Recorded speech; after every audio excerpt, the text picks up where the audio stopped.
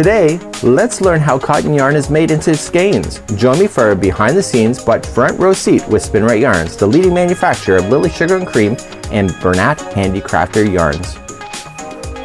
Yarn goes to Spinrite already spun and in large hanks of yarn. I've already shown you the process of dyeing those beautiful rich colors that you see with Lily Sugar and Cream and Bernat Handicrafter. Refer to how it's made episodes to see the process, as it's really neat. We will start from the point of natural yarn that has been washed and dyed, and the dyed cotton has been also washed and dried and emerged from the dye house inside Spinrite Yarns. The yarn has gone through its final preparation and being prepared for the winding area. Unlike acrylic and other blends, cotton does not need to go through steaming to go into the yarn package. Cotton doesn't expand with steam and it's at its final tension. It's a natural product and does not stretch. Cotton is also heat resistant and tough. It can scrub those dishes, and it can also be the hot pad that separates the hot dish from the surface of the table. It's great for the kitchen, and it can be tossed into the washing machine and dried without a problem. Going back to the yarn is still in large hanks that needs to be prepared before it can go to the yarn ball. The yarn can take one of two journeys through the factory. Both journeys start as a large hank on a swift, and it will wind into a manageable cone. This is where the journeys can divide. Journey 1 may be a retail yarn cone that is wound right from the hank. A cardboard cone is inserted onto the machine. The yarn cones are lying on their sides and auto-feeding the yarn by the rotation of the cone. The cone will continue to rotate until it hits its required size and then stop. The operator will then come back to the machine, remove the cone, and reset with a new cardboard cone and start the machine. The operators are monitoring many of these at the same time. Once they remove the cone, they will put the label and it's ready now to ship to the store.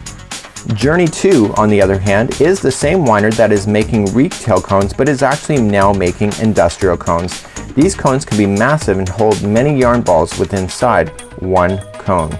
Like the retail size, these cones are much bigger.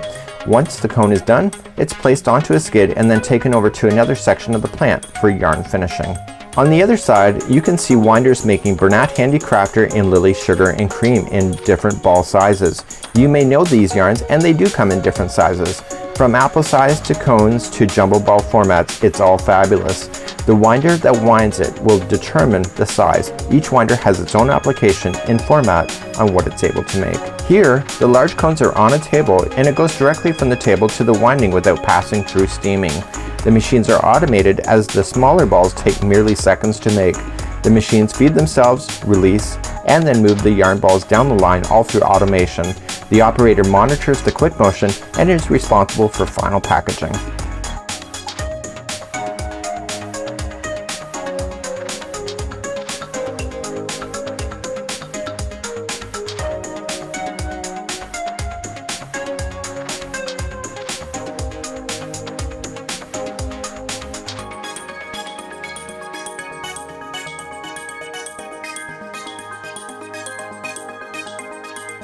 The balls are now moving down the line. The machine is loading the label on the top of the arm. It rotates the arm down, suction brings the ball inside the enclosure, and the label is secured around the ball. It then rotates and then releases to the next station.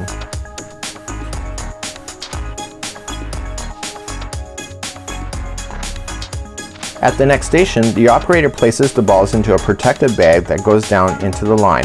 It's then dropped into a bin and then will be later placed into a box nicely for accurate counts. This is the journey of how cotton yarn is prepared and packaged for a store shelf near you. On behalf of Yarnspirations and the Crochet Crowd, have an amazing day.